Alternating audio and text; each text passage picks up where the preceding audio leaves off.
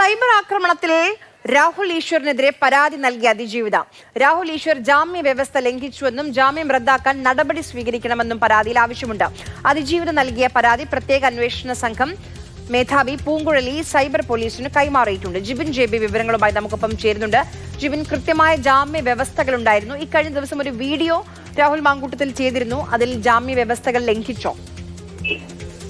ആര്യ, കഴിഞ്ഞ ദിവസമാണ് രാഹുൽ ഈശ്വർ, അതായത് ഈ അതിജീവിതയുടെ ഭർത്താവ് കഴിഞ്ഞ ദിവസം പോലീസിൽ ഒരു പരാതി നൽകിയിരുന്നു. തന്റെ കുടുംബം തകർത്തത് രാഹുൽ മാങ്കൂട്ടത്തിൽ MLA ആണെന്ന് പറഞ്ഞുകൊണ്ട് ഒരു പരാതി നൽകിയിരുന്നു. ഇതിന് പിന്നാലെയാണ് രാഹുൽ ഈശ്വർ കഴിഞ്ഞ ദിവസം വൈകുന്നേരത്തോടു കൂടി പുതിയൊരു വീഡിയോ പോസ്റ്റ് ചെയ്യുന്നത്. അതായത് ഈ പരാതി, അതിജീവിതയുടെ പരാതി എന്ന് പറയുന്നത് വ്യാജ പരാതിയാണ്.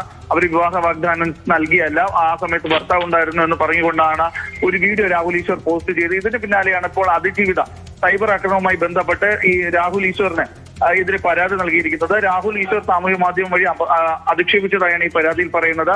ജാമ്യം റദ്ദാക്കുന്നതിന് വേണ്ടിയിട്ടുള്ള നടപടി എത്രയും വേഗം സ്വീകരിക്കണമെന്നാണ് ഈ പരാതിയിൽ ആവശ്യപ്പെടുന്നത്.